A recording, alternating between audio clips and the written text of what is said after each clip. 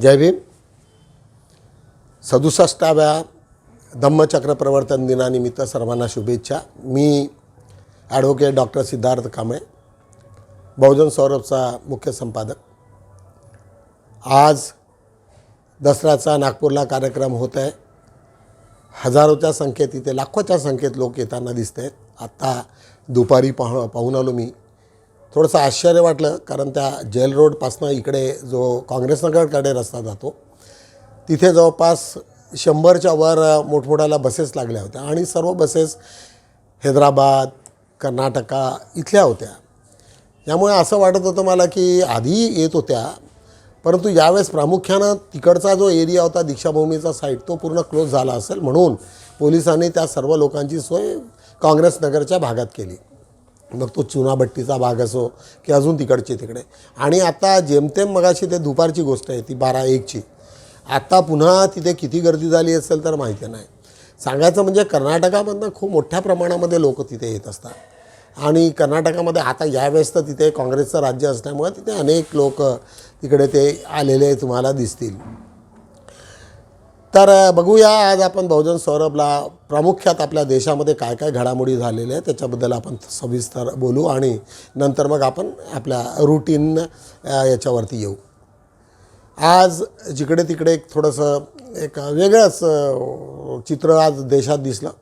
ते म्हणजे prime minister Narendra Modi यांनी एक सर्क्युलर काढलं आणि इव्हन तिथे सर्व सिनियर ऑफिसर्स गव्हर्मेंट ऑफ इंडियाचे, गव्हर्मेंट ऑफ महाराष्ट्राच्या, या सर्वांना एक वेगळ्या कामावरती, मिशनवरती लावलं.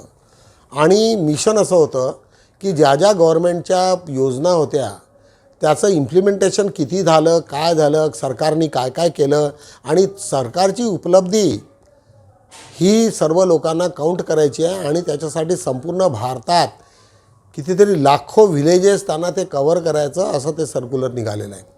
आज मला बघा की आता हा पॉलिटिकल अजेंडा आहे. एका पक्षाचा पंतप्रधान म्हणजे एका पक्षाचा माणूस येतो आणि त्यांनी गव्हर्मेंट एवढ्या मोठ्या यंत्रणेला आपल्या प्रचारासाठी वापरून घ्यावं ही बाब कोणालाच पसली नाही. तिथे काँग्रेस पक्षाचे अध्यक्ष खरगे साहेब यांनी प्राईम मिनिस्टरला पत्र लिहिलं आणि त्याच्यावरती खेद व्यक्त केला की तुम्ही ह्या लोकांना सरकारी कामापासून कसं काय वंचित करू शकता.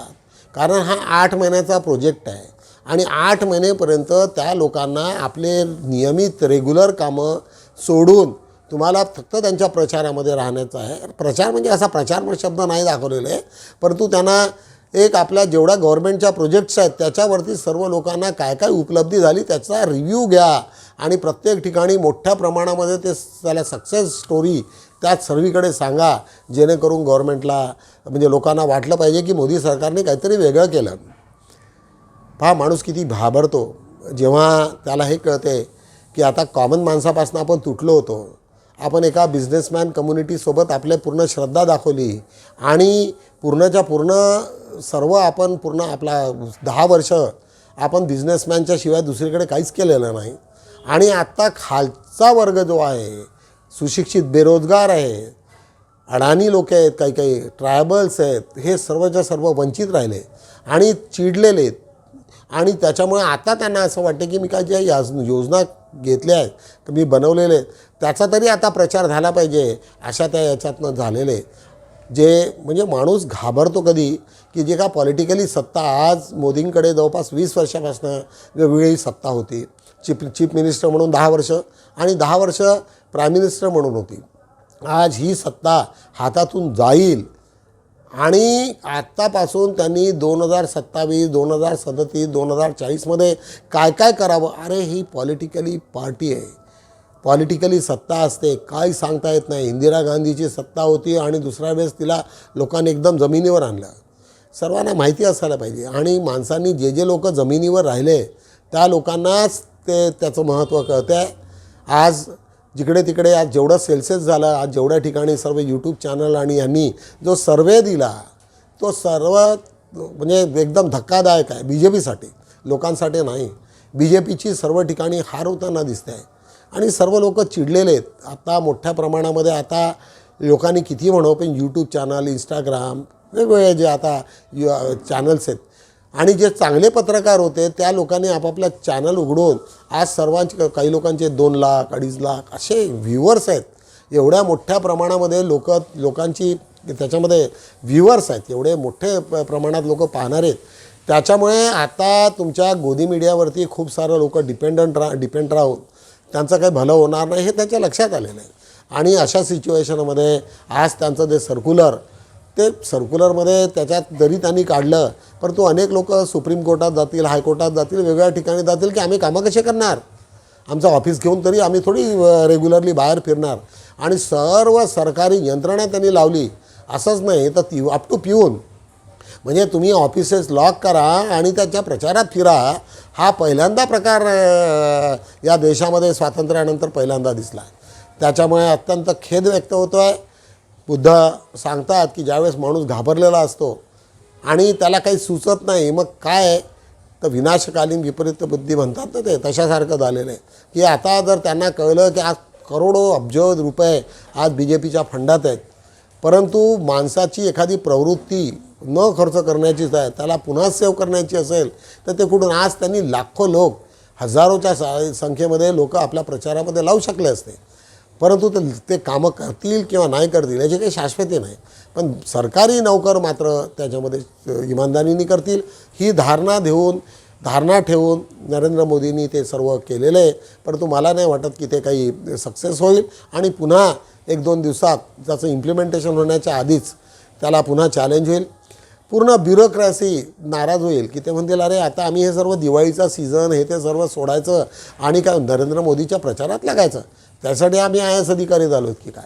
अनेक IAS अधिकाऱ्यांपासून तर खालपर्यंत इतक्या मोठ्या प्रमाणामध्ये त्याचं हे झालेलं आहे. सर्वच ठिकाणी त्याचा निषेध झालेला आहे. त्यामुळे आज ती एक महत्त्वाची बाब आपल्याकडे होती.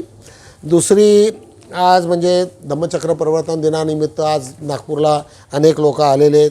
तुम्हाला दरवेळेसच माहिती आहे की 67वा धम्मचक्र प्रवर्तन दिनी आहे. माझाही जन्म 1956 साली झाल्यामुळे मला त्या एजच्या हिशोबाने 67 चाललं आहे हे मलाही जाणीव होत असते. आज आमचा हेडलाईन्स त्याचीच घेतलेली आहे आम्ही की तिथले विविध कार्यक्रम जे आहेत त्याची आज पूर्णच्या पूर्ण त्याच्यात डिटेल्स दिलेले आहेत. की आज आम्ही एक वेगळा विषय घेऊन बुद्धकालीन, मी तुम्हाला आधीच सांगितलेलं आहे की मी प्रत्येक ठिकाणी रोज तुम्हाला बुद्धाचं एक प्रवचन न देता एक बुद्धाचं चांगलं एक क्लिप द्यायचं किंवा बुद्धाच्या जीवनातील जे वेगवेगळ्या घटना झाल्या त्याच्याबद्दल तुम्हाला सांगावं.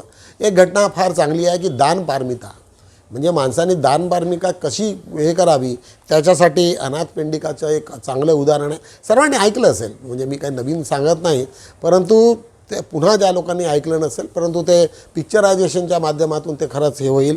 राजा प्रसन्नजीतची ती जागा असते त्याच्या राज्यातलं असते आणि अनाथपिंडिका तिथे राहत असतो. सर्व पूर्ण देश त्यावेळेस बुद्धाकडे वेगळ्या नजरेने पाहतात. बिंबिसार हा सर्वात मोठा राजा, त्याची सर्व जिकडे तिकडे त्यांची सर्व पकड होती त्यांची पूर्ण देशांवरती, वेगवेगळ्या देशांवरती, आणि तोही बुद्धाला शरण आलेला. हे सर्व घटना झाल्यानंतर तिथे राजा अनाथपिंडिक तिथं मोठा व्यापारी असतो आणि तोही बुद्धाच्या याच्यामध्ये तो फार प्रसन्न झालेला असतो आणि त्यांनाही बुद्धावरती खूप श्रद्धा असते. बुद्धाला तो आमंत्रण द्यायला बोलवतो की बाबा मला इथे मी चैत्यवन एक तिथे मी तुला तुझ्यासाठी देतो. तर राजा प्रसन्नजी तिथे येतो आणि तो म्हणतो की नाही मी बुद्धासाठी काहीच देणार नाही.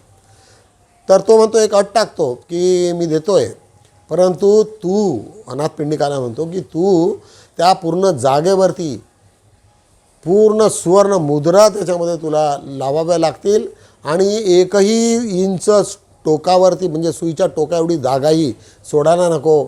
एवढं जर करत असेल तर मी तुला ते पूर्णच्या पूर्ण देईल. आणि ते तसंच करतो. अनाथपिंडिक पूर्णच्या पूर्ण याला हे झाकतो आणि त्याच्यानंतर मग ते त्याला दान होते. एक सुंदरशी कथा आज तुम्हाला मी पाहायला मिळेल, याच्यावरनं तुम्ही बघा प्लीज. शाक्यमुनी, शाक्यमुनी,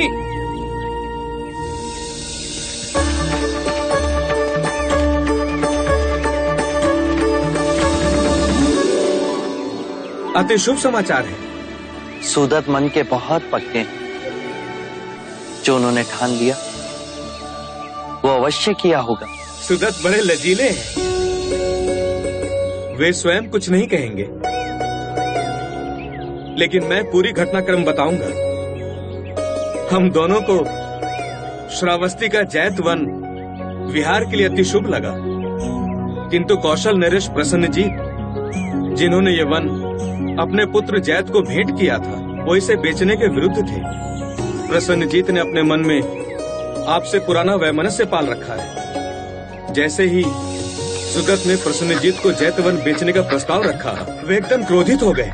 होश में तो हो सिद्धार्थ, पता भी है क्या मांग रहे हैं? जेठवन महाराज, अपने गुरु बुद्ध के विहार के लिए मुझे ये स्थान उचित लगा। हम अपना जैत वन सिद्धार्थ को नहीं देंगे। बड़ा प्रतिशोध है हमारे मन में उसके लिए। क्षमा करें महाराज, अब वो सिद्धार्थ कहाँ रहे? साम्यक संबोधि प्राप्त बुद्ध बन गए। दुखी मानवता को शांति और प्रेम के पथ पर ले जा रहे। भूखे नंगों को अपना अनुयायी बनाना कौन सा कठिन काम है? महाराज, स्वयं महाराज बिंबिसार उनके अनुयायी बने। ब्राह्मणों के सर्वश्रेष्ठ उर्विला कश्यप और उनके सारे अनुयायी बुद्ध के शरण में आए और भिक्षु बन गए। बुद्ध एक परम विभूति है। यदि ये निधि श्रावस्ती आएगी तो अनगिनत मनुष्यों का कल्याण होगा महाराज। तो चलो, मानवता के कल्याण हेतु मैं तुम्हें ये वन दे दूंगा, परंतु तुम्हें इसका मूल्य चुकाना होगा। जो आप कहें महाराज, मुझे स्वीकार है। जैतवन की जितनी भूमि को तुम स्वर्ण मुद्रा से ढाक सको, उतनी भूमि तुम्हारी। परंतु याद रहे, एक सुई की नोक भर धरती भी मुद्रा से ढक जानी चाहिए। मैं पूर्ण चेष्टा करूंगा महाराज। मैं अचंभित था, लेकिन सुगत की भक्ति में जो शक्ति है उसका अनुमान प्रसन्नजीत नहीं लगा पाए। सुगत अपनी प्रशंसा सुनने में बड़े संकोची हैं। इन्होंने अपने कोष की सारी मुद्राएं बैलगाड़ियों में लदवाकर जैतवन की धरती के हर कोने को पूरी तरह से ढांक दिया, और जब सब धन व्यय हो गया तो सुगत की जो बची संपत्ति थी उसे बेचकर और स्वर्ण मुद्राएं खरीदी और उससे हर एक कोने को ढांक दिया।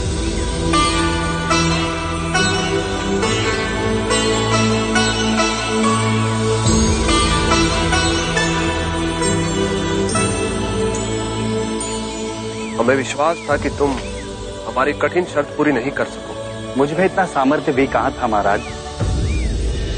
ये तो बुद्ध की कृपा है कि मैं अपने दिए हुए वचन को पूर्ण कर सका। सिद्धार्थ से तुम इतने प्रभावित हुए सिद्धार्थ कि जीवन की पूंजी, अपनी सारी कमाई दांव पे लगा दी। सिद्धार्थ नहीं रहे वो। हम असंख्य सोए हुए मनुष्यों में केवल एक ही है जो जाग गया है, बुद्ध बन गया है। बुद्ध के जहां जहां चरण पड़ेंगे वो धरती पावन हो जाएगी, तीर्थ बन जाएगी। यदि आपने मुझसे मेरे प्राण भी मांग लिए होते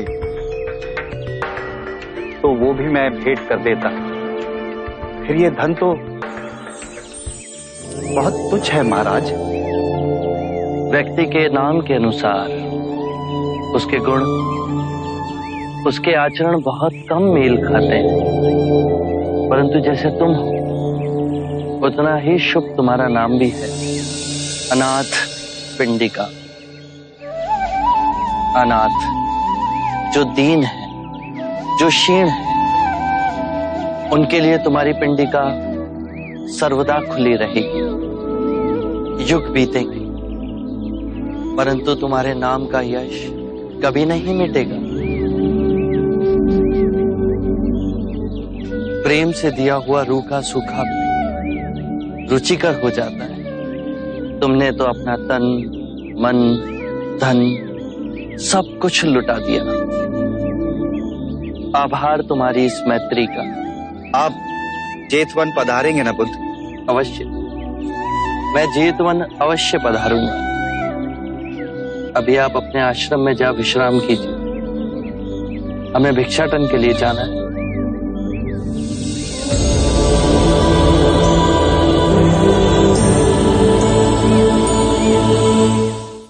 यावरून तुम्हाला वाटलं असेल की दानपारमिता किती असते. दानपारमिता ही म्हणजे बुद्धाच्या काळातली, आणि त्यावेळेस राजश्र होतं बुद्धाला, त्याच्यामुळे त्यांचा इन्फ्लुएन्स होता आणि त्यावेळेसचा ती ही होती. आज जर सामान्य माणसाने जर असं कोणाला प्रवचन दिलं तर तो ऐकणारही नाही, परंतु बुद्धाचा प्रभाव वेगळा होता. बुद्धच होते.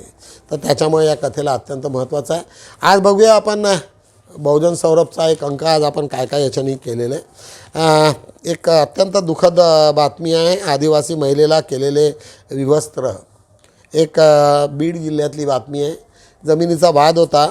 आदिवासी बाई आहे ती, आणि त्या सर्व लोकांनी तिच्याचे पूर्ण फॅमिलीतले लोक शेतात काम करत होते आणि काही सवर्ण त्याच्यात घुसले आणि तिला निवस्त्र केलं आणि निवस्त्र करून तिला तिची धिंड काढली. अशातच मग तिचा नवरा वगैरे धावून आला. पोलीस स्टेशनमध्ये जाऊन त्यांनी हे केलेलं आहे. ती बातमी आज महत्त्वाची असल्यामुळे आम्ही ती त्याच्यामध्ये टाकलेली आहे. त्याच्याच खाली आज आम्ही स्त्री शक्तीच्या हाती INS इम्फालची कमान. एक नवीन आपल्याकडे एक जहाज तयार केलेलं आहे आपण, आणि त्याच्यामध्ये पूर्ण अत्याधुनिक सर्व यंत्रणा बसवून जे रडार आणि त्याची पूर्ण एक रडार त्याच्यामध्ये बसवलेले आहेत. जे कुठले तरी स्पेसमध्ये तुमचे कुठलंही तिथे काही हे असतील, कोणी आलं असेल, मिसाईल्स असो की कोणी असो, तर ते लवकर डिटेक्ट होईल आणि त्याच्यावरती ते करायसाठी. पण त्याच्यात महत्त्वाची बाब होती की ते सर्वच्या सर्व त्याची कमान जी आहे त्याच्यामध्ये स्त्रियांच्या हातात ते पूर्णच्या पूर्ण जहाज दिलेलं आहे. ते एक महत्त्वाची बाब आज आपल्यासमोर आलेली आहे. पॅलेस्टाईनच्या मदतीला भारताची धाव.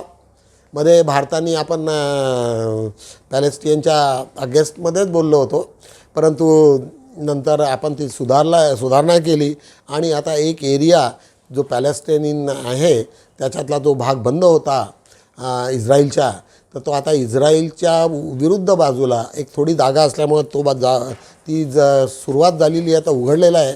आणि त्याच्यामुळे आता भारताने आपली मदत, अनेक देशाची मदत त्याच्यामध्ये एका पाठोपाठ आलेली आहे. ही ह्युमॅनिटेरियन मदत आहे. सर्व देशातले लोक मदत करत असतात, त्याच्यामुळे भारताने केलेलं आहे. पण केलेली मदत करणं हे जास्त महत्त्वाचं आहे. कमी असो जास्त असो ते सुरू असते. राजधानी दिल्लीत पुन्हा भूकंपाचे धक्के. तो एरिया दिल्ली हा एरियाच डेंजर झोनमध्ये आहे, भूकंपाच्या आहेत. आणि 6.1 रिक्टर सेल इथपर्यंत म्हणजे होते, सिरियस आहे ते, आणि सिरियस धक्के तिथे बसल्याचे लक्षात आलेलं आहे. काल ती एक बातमी आम्ही पान 1 वरती घेतलेलं आहे. ते चक्रीवादळ पुढे 24 तासात विकराळ रूप धारण करणार. एक नवी दिल्लीची एक आपल्या इन्व्हायरमेंटच्या लोकांनी एक अनुभवलेली, म्हणजे त्यांनी प्रेडिक्ट केलेली आहे की मोठा याच्यामध्ये अरबी समुद्रामध्ये येण्याची शक्यता आहे. त्याच्यामुळे जे कुठले काही समुद्राच्या आजूबाजूचा एरिया असेल, सावधगिरीचा इशारा दिलेला आहे. गगनयान आपत्कालीन स्थितीतील UM स्पेस सिस्टीमची चाचणी यशस्वी. तुम्हाला माहिती आहे की आत्ता आपण श्रीहरिकोटातनं एक पुन्हा काही सॅटेलाईट आम्ही वरती पाठवलेले आहेत, आणि त्याच्यातल्या सर्वात पहिल्यातलं त्याच्या चाचणीमध्ये की पहिले त्याची सिस्टीम मेन सिस्टीमपासून वेगळी झाली पाहिजे, आणि ती चाचणी पूर्णपणे यशस्वी झाल्याचं त्याच्यामध्ये लिहिलेलं आहे. विदेशी अनुयायी अनुभवणार उपराजधानीचे सौंदर्य. नागपूरचं सौंदर्य आज सर्वांनीच वाढवलेलं आहे. अनेक विदेशी लोक तिथे येतात, आणि नागपुरातला तसंही आता सध्या याच्यामध्ये खूप चांगल्या प्रकारे वाढवलेलं आहे. सर्वच दिल्लीच्या सरकारने खूप हे केलेलं आहे, मेहनत घेतलेली आहे. तसंच आज नितीन गडकरींनी केलेलं आहे, देवेंद्र फडणवीसांनी खूप केलेलं आहे. म्हणजे ज्या ज्या सरकारी योजना सरकार होतं ज्याचं, आणि फॉर्च्युनेटली नागपुरात दोन्ही मोठे दिग्गज नेते असल्यामुळे नागपूरकडे यावेळेस विशेष लक्ष त्याच्यामध्ये देण्यात आलं. आज आम्ही एक बातमी घेतलेली आहे. आंबेडकरवादी बुद्धिजीवी वर्तुळ परिषद आहे विनोबा सर्वोदय आश्रम, 28 ऑक्टोबरला आहे. त्यावेळेस सर्वांनी त्याचा हे घ्यावा, आस्वाद घ्यावा. आज पान 4 वरती बघूया काय दिले आम्ही. डॉक्टर बाबासाहेबांनी क्रांती प्रतिक्रांती संकल्पना भारतीय परिप्रेक्षातून मांडली. उमेश बगाडे. 2 दिवसीय राष्ट्रीय चर्चासत्रात ते बोलत होते नागपूर इथे. आणि एक आंबेडकरी फ्रेंच क्रांतीतून ते झालेले आहे आणि बाबासाहेबांच्या वरती एक सुंदरसं त्यांनी वक्तव्य केलेले, ती एक बातमी आज आम्ही 5-4वरती घेतलेली आहे. आज पन्ना मेत्रा संघाच्या 32व्या महासमाधी विशेषांकांचे प्रकाशन आम्ही तिथे जाऊन आलो आहे. संघमित्र मानके तिथले प्रमुख आहेत, तर त्यांनी आम्हाला बोलवलं होतं. तिथे एक उत्कृष्ट कार्यक्रम तिथे झाला. संध्या राजूरकर होत्या, रक्षक होते, आम्ही सर्वजण तिथे होतो. आज त्याच्या खालोखाल दिल्या आज आम्ही माजी न्यायाधीश अनिल वैद्य यांच्या पुस्तकाचे आज प्रकाशन. एक सुंदर त्यांनी एक पुस्तक लिहिलेलं आहे, धर्मांतरीण बौद्धाच्या सवलतींचा गंभीर प्रश्न. तर बौद्धांच्या सवलतीचा जो प्रश्न आहे त्याच्याबद्दल गंभीर एक काय काय आहे त्यांचं एक पुस्तक निघालेलं आहे, तेही विकण्यात आलेलं आहे. दैनिक बहुजन सौरभ काव्यसंध्या कार्यक्रमाचे आज आयोजन आमच्या बहुजन सौरभच्या ऑफिसमध्ये आता कार्यक्रम सुरूच आहे. कवी संमेलनाचा मोठ्या प्रमाणात उत्स्फूर्त लोक आहेत, कारण कवी संमेलन म्हटलं तर सर्व लोक आपले तिथे कवी आपल्याकडे खूप जास्त आहेत, तर त्याच्यामुळे सर्वांना एकदम स्फूर्ती येते आणि सर्व लोक जागृत होतात. मेडीगड्डा धरणावरील पुलाचे खांब खचले, हे गडचिरोलीची एक बातमी आहे. आज बघूया अग्रलेख आज आमचा कोणता आहे. मानवाचे आभासी जीवन याच्यावरती एक आहे की माणूस हा कसा विचित्र असतो. माणसाच्या जीवनात अनेक घटना घडत असतात आणि आज कवीच्या स्पेशली कवीला धरून आज आमच्यात तो अग्रलेख आहे की ज्यावेळेस कवी स्फूर्त होतो आणि त्याच्यात कोणत्या वेगवेगळ्या कवीच्या मार्फत कोणत्या शब्द त्याला फुटतील, उर्दू, हिंदी, इंग्लिश सर्व काय असेल ते, आणि तो काव्यरूपात मांडून आपली बाजू कशी मांडतो. अनेक ठिकाणी काव्यरूपात प्रेमाचा संबंध जास्त असतो, त्याच्यामुळे अधिकांश कविता या प्रेमावरती आधारित असतात. तर त्याच्यामुळे तो एक महत्त्वाचा आम्ही आज अग्रलेख त्याच्यावरती घेतला आहे की कवी हे कसे उभरतात आणि एकदाची सुरू झाले की मग ते त्यांना काही थांबवणार नाही. मग तर आज त्याच्याच बाजूला एक मोठा लेख आहे आमचा नागेशभाऊ चौधरी यांचा RSSची कार्यपद्धती लक्षात घेता याच्यावरती सुंदर एक आहे की भाजप म्हणजे काय, त्यांना महत्त्वाचं काय की त्यांना ब्राह्मण हे कसं ते म्हणतात की बा आम्ही सर्वांना हिंदू लोकांना कवच देऊ, वेगवेगळ्या लोकांना देऊ. त्याच्यानंतर ते म्हणतात की भारतीय मजदूर संघ त्यांचा महत्त्वाचा आहे की त्यांच्यातनं थिंक टँक जेवढे मजदूर लोक असतील का जे कामं करत असतील त्यांना आपापले विचार त्याच्यात रुजवणे. त्याच्यानंतर अखिल भारतीय ABVP तुम्हाला माहिती आहे, अखिल भारतीय विद्यार्थी परिषद हे विद्यार्थ्यांची संघटना आहे, मोठ्या प्रमाणामध्ये ते काम करतात, प्रत्येक ठिकाणी इलेक्शन लढवतात. त्याच्यानंतर विश्व हिंदू परिषदवरती त्यांनी सांगितलं आहे, बजरंग दलावरती सांगितलं. तुम्हाला सर्व माहिती आहे ते सर्व. देशाचे मालक आपणच आहोत आणि ब्राह्मणच देशाचे मालक आहोत ही जी संकल्पना RSSची आहे तीच ते खऱ्या अर्थानं रेटण्याचं काम ते करत असतात. RSSच्या इतर संघटना अनेक संघटना आहेत, किसान संघाच्या कृषी क्षेत्रातल्या आहेत, मच्छीमार आहेत, अधिवक्ता आहेत ज्युडिशरीमध्ये न्यायपालिकेमध्ये.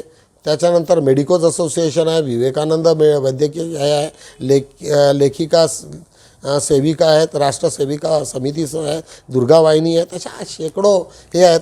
नागेश भाऊने त्याच्यात विस्तारपणे ते सर्व दिलेले आहे. आज त्याच्याच खाली आज आम्ही आमचे मित्र डॉक्टर सुहास कानफडे यांच्यावरती एक लेख आहे भूपेंद्र गणवीरांचा. ते लिहितात की हा म्हणजे आमचे फार जवळचे संबंध आहेत डॉक्टर कानफडेंसोबत. एक उत्कृष्ट सक्सेसफुल डॉक्टर आणि तो आपल्या व्यवसायात जेवढा सक्सेस आहे तर तो सामाजिक कार्यातही तेवढाच सक्सेस आहे. म्हणजे आम्हाला अनेक ठिकाणी जेव्हा कुठे मदत लागली किंवा काय झाली तर आम्हाला पहिले ते आठवतात. गरीब लोकांना मदत करणे, कोणाही लोकांसाठी धावून जाणे, समाजाचे जे काही प्रश्न असतील त्याच्यामध्ये अग्रेसर राहणं, हे डॉक्टर कानफाडेंचा हा हे आहे. ND पाटील, कानफाडे, नंतर मोठे चंद्रशेखर मेश्राम यांचा 3-4 लोकांचा मोठा ग्रुप आहे आणि ते सातत्यानं समाजाशी जुडलेले असतात. आज बघूया आज आम्ही धर्मांतरानंतर आंबेडकरी समाज आमचे मित्र बुद्धराज मून यांचा हे क्रमशः सुरू आहे की काय बदल झालेले आहेत आणि त्यावेळेच्या घोषणा आणि आतापासून अत्यंत अभ्यासपूर्ण असं लेखन बुद्धराज मून यांनी केलेलं आहे. ते आम्ही क्रमशः मागच्या वेळेसही आम्ही ते दिलेलं आहे आणि क्रमशः हे सुरू असते. त्याच्यामुळे त्यांचं कॉन्ट्रीब्युशन आमच्या बहुजन सौरभसाठी फार अमूल्य असते आणि ते आम्ही रेग्युलरली छापत असतो. आज बघूया पान 3 वरती आज आम्ही काय केलं. डॉक्टर वामन शेळमाखेंचा एक लेख आहे, बौद्ध धम्माचे जागतिक महत्त्व. आज जिकडे तिकडे जगात तुम्ही पाहत असाल की सर्वीकडे युद्ध सुरू आहे. जिकडे तिकडे मारामारी, लोक अणुबाम आणि काय काय नाही. आणि आज जी पॅलेस्टाईनची जी हालत झालेली आहे आणि अनेक देशांच्या पूर्ण गल्फमध्ये आज अस्वस्थ झालेले, तर त्याला सर्व लोकांना एकच पर्याय आहे, तो म्हणजे बुद्धाचा धम्म. बुद्धाच्या धम्माशिवाय तुम्हाला पर्यायच नाही. काय असेल ते करा, कारण शेवटी माणूस जिवंत राहील तरच पुढच्या गोष्टी ना. जर माणूसच जिवंत राहणार नाही आणि वेगवेगळ्या बामामुळे जर लोक अपंग झाले, मेंटली रिटायर्डेड झाले, तर काय शिकणार आहेत ना, काय अभ्यास करतील आणि काय होईल. त्याच्यासाठी तुम्हाला हा धम्मातून त्याला बुद्ध धम्माकडेच येणं, ह्या एकमेव तुमच्यासाठी उरलेलं एक आहे, एकमेव, त्याच्याशिवाय पर्यायच नाही आहे. नागाच्या नागभूमीतील ऐतिहासिक धम्मक्रांती, आमचे मित्र आहेत प्रवीण कांबळे, त्यांचा हा सुंदर लेख आहे की नागाच्या आज बाबासाहेबांनी जी घोषणा केली होती त्याच्या मागची काय कल्पना होती आणि हे शहराचं काय महत्त्व आहे, याच्यावरती एक सुंदरसा लेख आज वाचनीय आहे. त्याच्याच खाली एक लेख आहे, धम्मदीक्षा स्मारक, श्याम हॉटेल करणार अधिग्रहण. आज बहुधा chief minister, deputy chief minister नागपूरला आणि चीफ मिनिस्टरही नागपूरला आहेत आणि दोघेही बहुधा घोषणा करतील आणि दीक्षाभूमीवरून. आणि श्याम हॉटेल हे तुम्हा सर्व लोकांना, आंबेडकरी लोकांना ते देण्याची एक घोषणा होण्याची फार मोठी हे आहे. तिथे छोटीशी एक अडचण आहे, तिथे खाली एक एक वाईन शॉप आहे, त्या वाईन शॉपचं काहीतरी लीज आहे. फॉर्च्युनेटली ती जागा NITची आहे, आनंद टॉकीज, आणि तो जो पट्टा आहे तो आणि 99 इयर्सची लीज होती, ती संपली. तर त्याच्यामुळे आता काही कोणाच्या मालकी हक्क नसल्यामुळे ते फार इझी झालेलं आहे. अशा पद्धतीने आज आम्ही बौद्धन सौरभचा हे केलेलं आहे, पूर्ण 4ही पानं कंप्लीट केलेली आहे. पुनश्च तुम्हाला सर्व लोकांना 67व्या धम्मचक्र प्रवर्तन दिनानिमित्त शुभेच्छा देतो आणि दसऱ्याच्या शुभेच्छा देतो. उद्या आपल्या यूट्यूबलाही आम्ही सुट्टी देऊ आणि पेपरही बंद आहे, त्याच्यामुळे आपण भेटूया परवा. तोपर्यंत जय भीम.